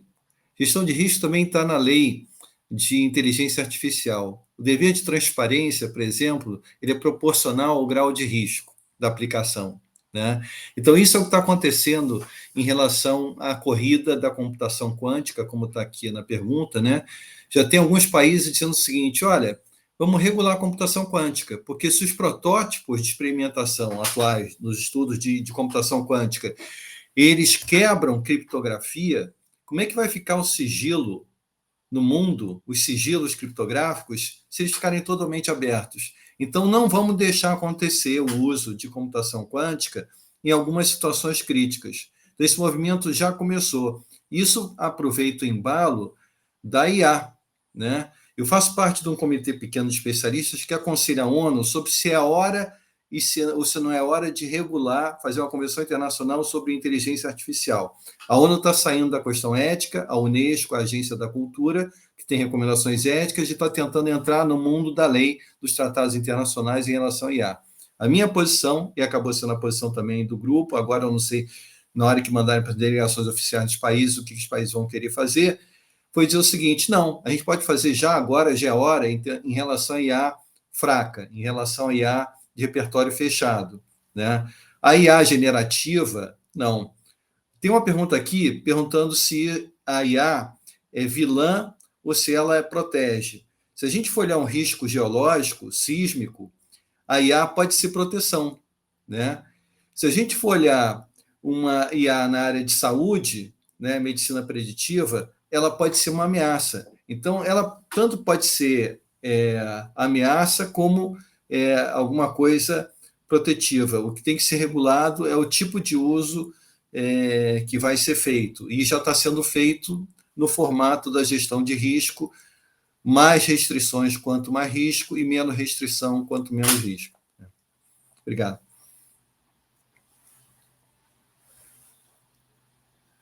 Acho que é Isabel agora. Isso. Então tá. Eu vou agrupar aqui os comentários. Obrigada pelos comentários, pessoal. Abordando duas questões. Vou começar pelo Daniel, que perguntou se essa checagem da desinformação, dos assuntos que eu abordei aqui, se ela fica prejudicada pelo viés ideológico da agência, etc. Olha, Daniel, honestamente, eu acho que o que a gente pode identificar claramente, se você está desconfiado da fonte que fez a checagem, é que o viés ideológico ele vem antes, ele não aparece nas informações, ele aparece se, não, essa aqui é uma checagem que vai sempre atacar esse grupo, porque vai ficar sempre de olho nesse grupo. Ainda que esse grupo espalhe mais desinformação do que o grupo B, as escolhas elas acabam reforçando algo muito perigoso na comunicação, que é você pregar para convertido. Então, você fica falando sempre com o mesmo grupo de pessoas que já acreditam naquilo que você acredita e você não faz transformação nenhuma, tá? E, além do mais, eu acho que eu digo o seguinte, os textos também têm os seus algoritmos. Os algoritmos do texto são os adjetivos, são os verbos, são os advérbios, são as palavras que você usa. As palavras não são inocentes, elas são vilãs e elas são heroínas também. Então, o texto, essa capacidade de você identificar num texto, por que um texto cheio de adjetivo é um texto repleto de julgamento? Porque é a minha opinião. Eu vou falar para você que eu participei de uma reunião em que as pessoas eram muito inteligentes e foi sensacional, e eu não te dou informação suficiente, eu não te mostro, eu não faço você ouvir o que eu ouvi para que você chegue à mesma conclusão que eu. Então, isso é você decompor o algoritmo dos textos. Isso é um treinamento, isso é uma prática, isso de vida, né? Quando o Fernando fala aqui sobre gerenciar a incerteza, nós estamos lidando com a incerteza o tempo todo. Né? Faz parte da vida, da nossa humanidade. Então, a gente vai diminuindo o risco da incerteza muito prejudicial quando a gente começa a iluminar esses cantos escuros da linguagem e das escolhas. Né? E aí eu vou reunir aqui, o Alexandre e o Fred fizeram comentários que vão no mesmo sentido. Né? O Alexandre citou aqui o livro O Animal Social, e o Fred também, sobre essas questões do campo político, como isso influencia a comunicação. E o Alexandre quer saber como é que a gente minimiza essa dissonância, né? Porque quanto mais distante a crença de quem fala da minha crença, maior é essa dissonância, como é que a gente fecha essa lacuna. E os projetos de combate à polarização que eu vi acontecendo na Europa, eu estava lá em Londres ainda, quando eu escrevi um artigo bem grande para a Folha de São Paulo sobre o assunto, então eu acabei entrevistando os especialistas, as pessoas que entendem do assunto, li muito. O que eles estão fazendo? Um Reino Unido que estava dividido ainda pelo Brexit, né? A polarização política ainda muito acentuada.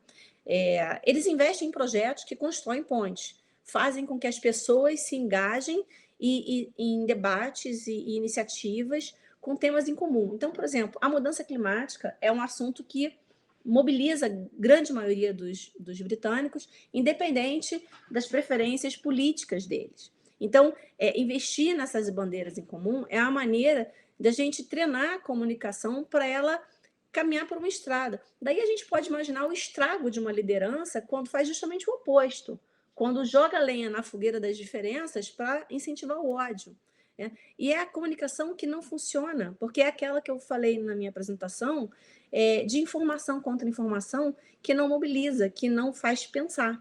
Né? Então, assim, o caminho, além de ser a aposta nos temas em comum, e aí, de novo, o algoritmo do nosso texto, da nossa comunicação, vai nos ajudar. Sabe por quê? Porque, às vezes, tem palavrinhas que são um desastre. Então, o que eu vejo muito, assim, às vezes, junto aos meus alunos, ao pessoal que vem fazer treinamento comigo, é o uso excessivo da palavrinha mais. Olha, mais é um inferno. Mais está pontuando tudo como se fosse vírgula. E mais irrita, gente. Né? Imagina se o Fernando acaba de falar e eu viro, mas Fernando, sabe? Mas é Augusto, esse mais, eles chamam para briga. Eu estou dizendo o seguinte, olha, você falou, mas eu discordo de você. E a gente tem que procurar o caminho da concordância, porque é a construção do consenso, é a construção do raciocínio e daquela possibilidade genial que o Zé Augusto citou aqui, que é de a gente mudar de opinião, que a gente reconhecer que pode estar errada, né? Então, assim, explorar os caminhos para reduzir essa dissonância, para tirar esse viés político, é a gente entender que a comunicação ela tem que ir um pouco além. O que vocês vão lembrar quando sair daqui? Vocês vão lembrar de uma frase ou de outra, vocês vão lembrar da piada do Vasco, vocês vão lembrar de algumas coisas espirituosas que vocês ouviram, e é isso que fica. Nós somos humanos, nós precisamos de histórias, é isso que nos sustenta desde os primórdios, desde as cavernas. Nós precisamos nos expressar por meio de histórias, porque são elas que vão dando sentido à nossa vida interior, à nossa vida exterior. Então, assim, para amarrar aqui novamente, puxando para a humanidade, e ainda que a gente tenha a convicção de que, eu tenho, tá? Que a inteligência artificial, ela tem um mecanismo importante. Gente, se eu não digitasse no computador, eu ia escrever com mais lentidão, eu não ia produzir tão rápido. Então, nós temos que reconhecer como as ferramentas auxiliam o nosso trabalho, né? Agora, a gente também tem que chegar no ponto e pensar, não, está faltando alguma coisa aqui, está faltando um molho aqui, está faltando alguém, porque se você encomenda para a inteligência artificial, não precisa de um tema para falar disso, e ele te traz, de repente, nos algoritmos, todos os elementos que vão incentivar o ódio, a revolta, pegar no ponto frágil da vida das pessoas, e aí é o desastre, porque, assim, números não emocionam. Eu sou jornalista há quase 30 anos e grande parte desse tempo eu passei como repórter de economia, cobrindo negócios, os temas pesados, digamos assim, da grande imprensa, né? Chance de emocionar as pessoas só irritando com os resultados, né? Com a inflação que sobe, com os dados que são assustadores. Mas números não emocionam, né? Então, não adianta, a gente vem com a estatística, a gente mostra quantos acres foram destruídos pelos incêndios, a gente mostra quantas milhares de pessoas estão pelas ruas, e isso não emociona. Aí você nomeia, você detalha, você traz a vida de uma pessoa, e aí você opera milagres. Aí você começa a ver essa dissonância diminuir. E, cara, assim, não é fórmula mágica, é demorado, é que nem terapia, a coisa vai assentando, a gente vai interpretando e entendendo com o passar do tempo. Talvez o que a gente precise hoje seja de paciência, né? Paciência para continuar na sequência, quer dizer, fazer o certo, procurar apostar na coisa certa, mas entender e dar o tempo para o outro. Porque talvez essa ansiedade seja a grande falha da nossa comunicação. A gente quer dizer logo o que o outro tem que pensar e não dá tempo para o outro pensar. E isso, quem é mãe, quem é pai aqui sabe que não funciona. A educação ela é um projeto de longo prazo, falar demais esvazia a palavra, e tem palavras certas e tem palavras erradas, sim. E é o nosso algoritmo, aquilo que a gente pode prestar atenção. Espero ter respondido aí as questões, porque isso é muita conversa para sentar na mesa do botequim e falar longamente sobre isso. Obrigada aí pelos comentários. Ok. Então, na verdade, eu tenho uma pergunta só, uma singela pergunta que não é nada fácil, mas é muito interessante e permite até um pouco passar para algumas das coisas que os colegas falaram. Um senhor, o Alexandre Lira, acha curioso o nome da minha empresa chamar Sextante, eu até explico por quê. Eu sou português, moro há 50 anos no Brasil, quis fazer uma empresa onde destacasse também no nome da minha empresa um pouco minha cultura, e o Sextante é um instrumento de navegação que não foi inventado pelos portugueses, mas foi aperfeiçoado pelos portugueses. É um instrumento de navegação, a ideia que minha empresa construía, ajudo você a achar, guiar, etc. Bom, aí ele diz, você lembrou do Sextante, etc., e ele lembrou do Amir Klink, em 1984, que usou o Sextante para ajudá-lo a atravessar o Atlântico. E a pergunta dele é essa, que é a pergunta matadora, dado que riscos têm que ver com coisas cada vez mais complexas, para as quais, em muitos casos, a gente ainda não tem as ferramentas, como é que a gente faz para gerir riscos? Por exemplo, o Amir Klink não tinha GPS. E a pergunta, inclusive, é mais mortal ainda, Alexandre, porque nessa época, o astrolabe ele serve para medir a latitude, a distância em relação ao Equador. Então, todas as grandes navegações feitas até o século XVIII pessoal sabia se estava ao sul ou ao norte. Mas se estava a leste ou oeste, o pessoal não sabia direito. Há até um belíssimo livro do Humberto Eco, chamado A Ilha do Dia Anterior, que é uma expedição que foi mandada para o Pacífico para tentar descobrir o ponto onde o dia muda, a linha do dia, que era uma questão de medir a longitude. E as navegações foram feitas, mesmo sem saber se estava a leste ou oeste. Vai daí que a resposta para enfrentar o desconhecido é procurar usar com sabedoria o pouco que é conhecido. E aí vou mencionar para a Isabela, ela já deve ter ouvido falar nisso, né? Estatística é uma ciência que é uma ciência em grande parte desenvolvida no século XX. Meu filho é matemático, tem mestrado em matemática, não gosta de estatística. Os colegas engenheiros dizem que a estatística é a ciência para ensinar a torturar os números para que eles digam o que a gente quer dizer.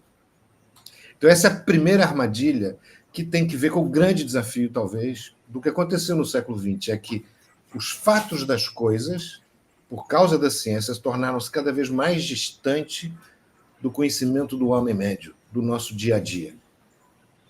Isso faz com que as pessoas fiquem com um grau de incerteza muito maior. Chegando ao Fernando. Fernando, a definição da 31.000 de incerteza, o que é? Falta de conhecimento suficiente. Essa é a definição de certeza.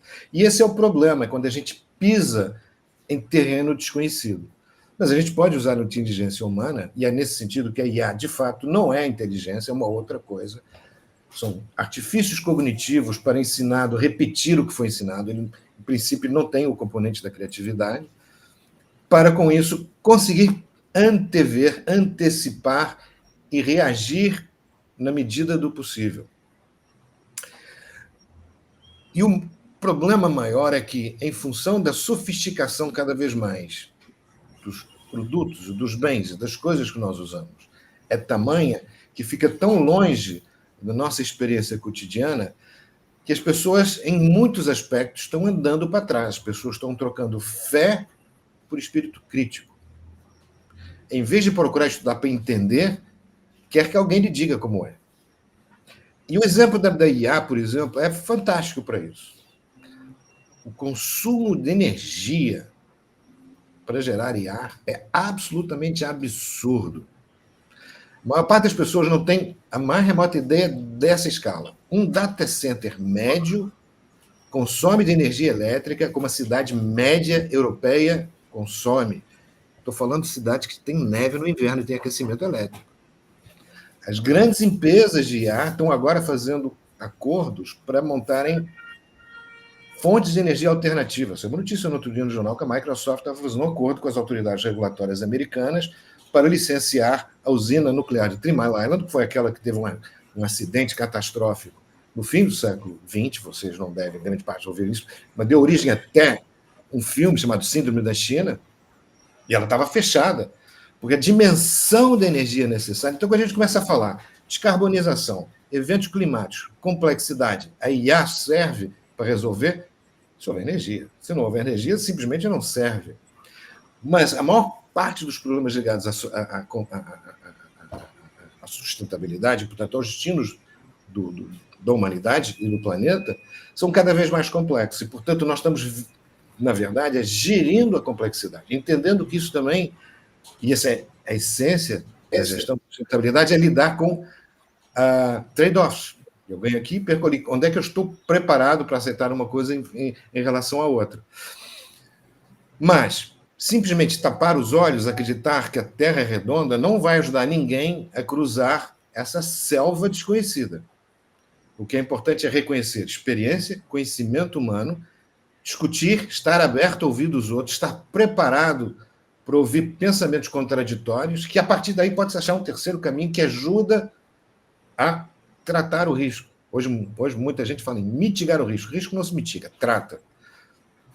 Pode transferir, pode anular, pode pegar, porque ele não é um mal em si, mas é uma possível sequência de eventos e de fatos que podem acontecer ou não, dependendo do que é que você vai fazer em relação a eles, mas que convém que se prepare.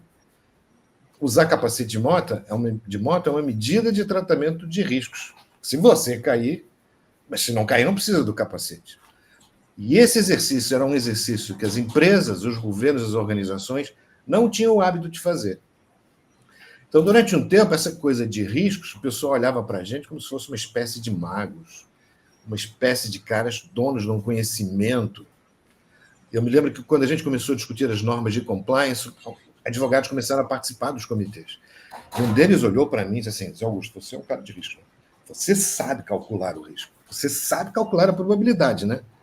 Eu digo, sim, depende do grau de precisão que você tem, porque uma probabilidade é e sempre será uma probabilidade, não é uma certeza. E lembrem-se quando eu disse que o pensamento probabilístico é contraintuitivo à humanidade? Esse é o maior desafio para os gestores, é conseguir sair da zona de conforto e pensar aquilo que a gente vê muitas vezes naqueles meninos da 4ª, 5ª série, aquele menino que vem e só diz, e se? E se?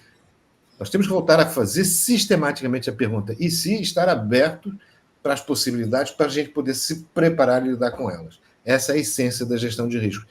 Nesse sentido, a gestão de riscos é essencial à sobrevivência das organizações e da vida tal como conhecemos. Não pode estar mais totalmente a reboque de acontecimentos que podem acontecer a qualquer minuto. Eu acho que talvez isso fosse o resumo, talvez, do que eu tentei dizer aqui nessa conversa. Obrigado. Pessoal, agradeço a todos. Às vezes eu fico prestando tanta atenção que eu esqueci que eu estava meio que organizando aqui. Eu estava prestando atenção na apresentação e não no backstage.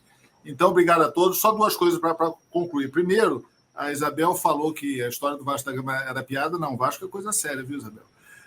E o segundo ponto é que nós falamos aqui várias frases, né? E eu sempre aprendi uma frase que um amigo nosso sempre falava quando chegava perto da hora do almoço, é que o estômago vazio é um mau conselheiro. Então, em respeito ao horário de todo mundo aí, vamos concluir. Obrigado a todos. Acho que foi excelente.